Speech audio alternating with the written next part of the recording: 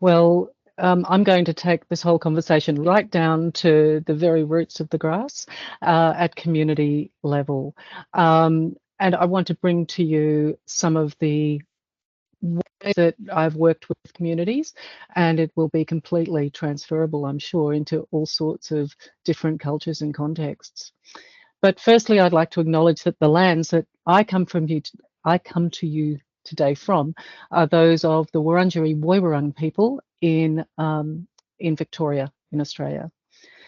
So this presentation will look at how visual prompts and physical objects can be used to translate national guidance and policy into practical outcomes at community level to decrease vulnerability to risk and to increase resilience. We'll see why it works and how to make sure it does. So these documents we're looking at here guide all state and local government approaches to managing emergency-related risk and supporting community resilience. As Matt said, they're all based on ISO 31000. The Australian Institute for Disaster Resilience has a freely available reservoir of documents that can assist in guiding engagement processes. Using visual prompts and physical objects is one approach to enriching these conversations. So the next slide, please. What do we know? Well, we know that well-designed exercises and practicing work because they involve the whole self. We're not just talking and listening. We're physically moving, we're imagining things, we're emotionally involved. We're looking at people and objects and documents, and we're accessing our memories. We're playing with imagination and props and sometimes dress-ups with diverse individuals from diverse organisations. So how can we access those same benefits when working with groups to manage their risk and increase their resilience? Those groups may be from communities, occupational areas, or students. And how can we make those interactions and experiences richer for the group and for our desired outcome? Next, please. When you use these techniques is up to you, but let your imagination take you where it will. So we can use it to share experiences, to understand relationships between people and places.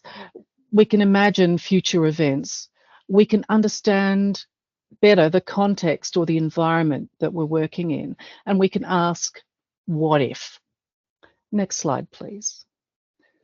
So here's some we prepared earlier. Working from left to right, firstly, we can see here a recently flooded community discussing fire risk, placing toy cars and animals on a large printed map, describing the landscape to each other and how an event might unfold. In the second, aerial photographs are used for community members to show local government and emergency services areas of high environmental value and comparative importance to them. This is in preparation for fire risk mitigation actions. The dots represent a vote towards the areas of most importance. In the third, community members use a map to highlight areas of concern in the landscape, identifying potential areas of risk that are currently unknown to emergency service agencies. In the last, photographs are used as prompts to describe the aspects of the locations in which firefighters work that they really care and value. The next slide, please. We know that people process information differently. Some have a preference for hearing it, some for seeing it, and some for physically interacting with the information. Using these approaches engages all three of these preferences. The next slide, please. When you put it into practice, selecting particular toys or photographs can trigger emotional investment in the conversation. Participants can delve into their imaginations. The objects are visually stimulating, curious to the touch, and so they encourage activation in different parts of the brain to those that would normally be engaged in a meeting or in a workshop. By encouraging people to walk and to wander, to move while picking them up and placing them, participants move their bodies, not just their thought processes. It can also give fidgeters something to do with their hands. In relation to group process, everybody's got the opportunity to contribute. The usual voices can make way for others to share their experiences, and introversion isn't a barrier to sharing opinion, experiences, and observations. If you can go to the next slide, please. So you can make it work well and appear seamless through good planning and good design. I use the IAP2 framework to assist here. That's the International Association of Public Participation. And firstly ask, what is it that you want to achieve? Do you want to distill a group impression? Do you want to look for underlying values? Do you want to demonstrate similarities or differences? Do you want to have people just introduce themselves or solve a problem?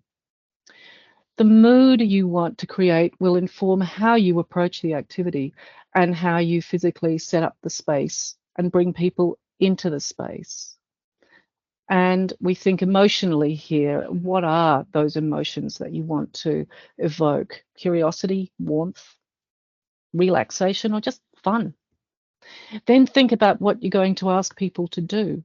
Consider your questions or instructions quite specifically and plan those. Then the next image we see, we won't go to yet, but we'll help to frame that. And the question then becomes, how do you set up the physical space? Where are you asking people to be, and will they feel comfortable? What's the surroundings? Is there a soundscape? Do you use tables? And how can you use the space you have to complement the activity you're about to undertake?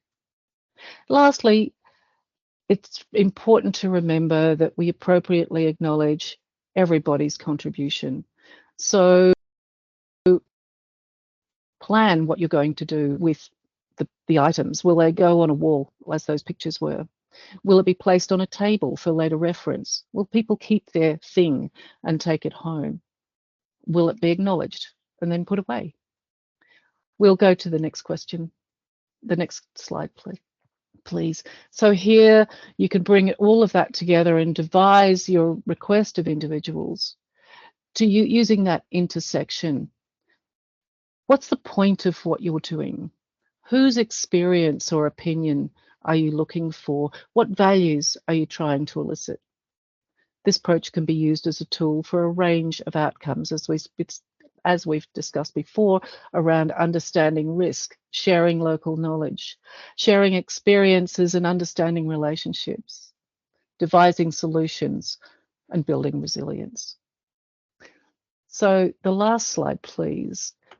These tools can be used then to convert high-level policy needs into relatable experiences for humans. They give permission to personally reflect and to avoid direct eye contact while staying engaged with the conversation. They allow participants to access their imaginations, their playfulness, their emotions, and their values.